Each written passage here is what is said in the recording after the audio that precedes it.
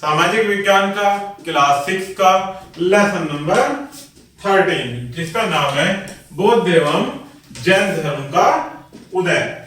तो आइए प्यारे बच्चों, आज हम पढ़ेंगे बौद्ध एवं जैन धर्म के बारे में। तो शुरू करते हैं। भारत को अनेक धर्मों की जन्मभूमि कहा जाता है।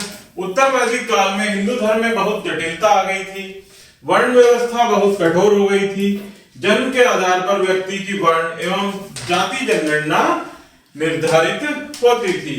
साधारण लोगों के लिए इस धर्म को समझ पाना कठिन हो गया था। समाज में जाति के आधार पर भेदभाव किया जाने लगा। धार्मिक आडंबरों का बोलबाला था। साधारण लोगों का जीवन कष्टमय हो गया था। समाज में अनेक कुप्रथाएं फैल चुकी थी। ऐसी परिस्थितियों में बौद्ध एवं जैन धर्मों का उदय हुआ था। तो आइए प्यारे बच्चों, सबसे पहले पढ़ते हैं बौद्ध धर्म का उदय, अर्थात बौद्ध धर्म की कैसे स्थापना हुई, किसने की, इस बारे में। बौद्ध धर्म के संस्थापक सिद्धार्थ थे। कौन थे? बौद्ध धर्म के संस्थापक सिद्धार्थ, जिन्हें गौतम बुद्ध के नाम से भी जाना जाता था। उनका जन्म लगभग 2500 वर्ष पूर्व हुआ था। यह वह समय था जब लोगों के जीवन में तेजी से परिवर्तन हो रहे थे। महाजनपदों के कुछ राजा इस समय बहुत शक्तिशाली हो गए थे। हजारों वर्षों के बाद फिर से नगरों का उदय हो रहा था। गांवों के जीवन में भी बदलाव आ रहा था। बहुत से विचारक इन परिवर्तनों को समझने का प्रयास कर रहे थे।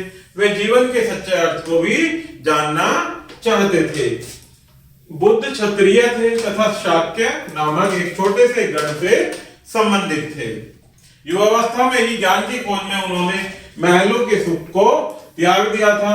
वर्षों तक वे ज्ञान की खोज में भ्रमण करते रहे तथा अनेक विचारकों से मिलकर चर्चा करते रहे, परंतु कोई सच्चा ज्ञान प्राप्त नहीं हो सका। अतः उन्होंने स्वयं ही रास्ता ढूंढने का निश्चय किया। इसके लिए उन्होंने बौद्ध गया, जो कि कहां पर है?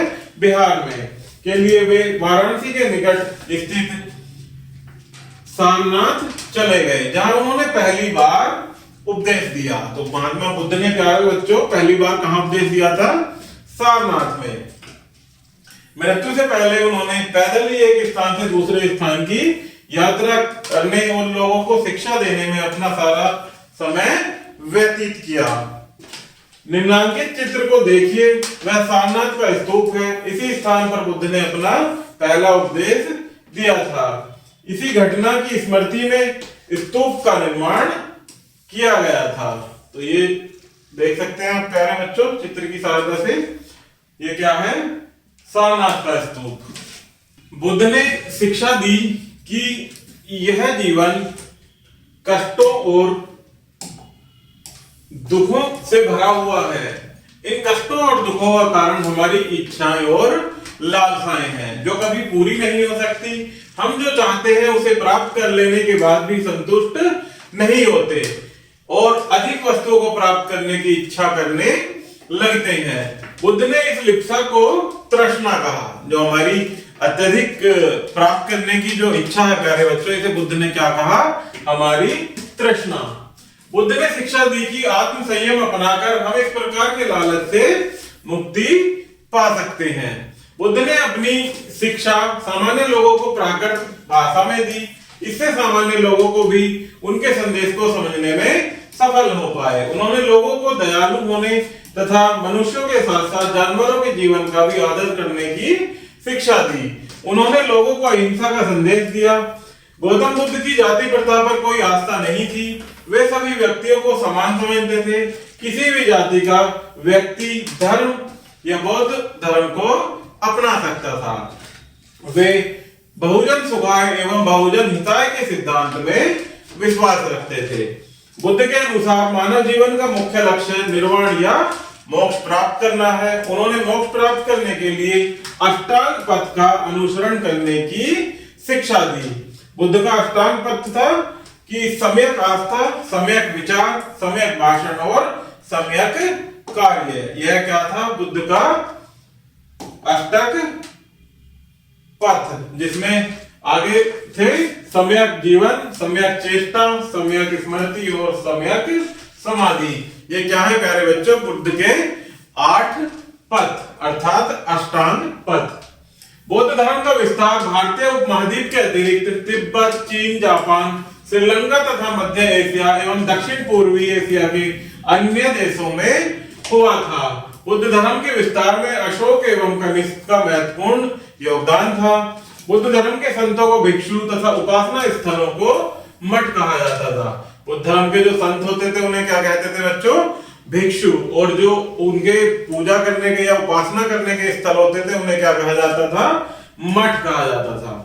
के बाद देखते हैं प्यारे बच्चों जैन धर्म का उदय। इसी युग में अर्थात लगभग 2500 वर्ष पूर्व जैन धर्म के सर्वाधिक महत्वपूर्ण विचारक, जिनका क्या नाम था? वर्धमान महावीर, ने भी अपने विचारों को प्रसार किया। वे वज्जीव संघ के लिच्छवी कुल के एक क्षत्रिय राजकुमार थे। 30 वर्ष की आयु में उन्होंने घर छोड़ दिया और जंगल में रहने लगे। 12 वर्ष तक उन्होंने कठिन एवं एकाकी जीवन व्यतीत किया। इसके बाद उन्हें ज्ञान प्राप्त हुआ और वे महावीर कहलाए। जब उन्हें ज्ञान की प्राप्ति हुई प्यारे बच्चों, तब वे क्या कहलाए? महावीर। महावीर के प्रमुख उद्देश्य थे, जिसमें पहला है अहिंसा। जैन धर्म का सबसे प्रमुख सिद्धांत अहिंसा है। जैन धर्म के अनुयायी अहिंसा के नियमों का कड़ाई से पालन करते हैं। वे किसी जीव की हत्या करना पाप समझते हैं। महावीर का कहना था कि सभी जीव जीना चाहते हैं, सभी के लिए जीवन है और जियो और जीने दो। यह क्या था? महावीर का प्रमुख उद्देश्य है। नेक्स्ट है कठोर तपस्या और आत्मत्याग। जैन धर्म के अनुयायी कठोर तपस्या करके अपने इच्छाओं और मानवेगों पर नियंत्रण रखते हैं। नेक्स्ट पॉइंट है प्यारे बच्चों जाति प्रथा में अनास्था। जैन धर्म जाति प्रथा और सभी धर्म के वर्ग भेदों का विरोधी है। वह सभी मनुष्य के समान होने का उपदेश देता है। नेक्स्ट है मोक्ष की प्राप्ति। हिंदू धर्म की तरह जैन धर्म भी मोक्ष प्राप्ति के उद्देश्य में विश्वास करता है। जैन धर्म में मोक्ष प्राप्ति के 3 साधन माने गए हैं, जिनमें पहला है सम्यक आस्था, दूसरा सम्यक ज्ञान और तीसरा है आचरण, जो कि क्या है प्यारे बच्चों? जैन धर्म के मोक्ष प्राप्ति के 3 साधन। मुख्यतः व्यापारियों ने जैन धर्म का समर्थन किया।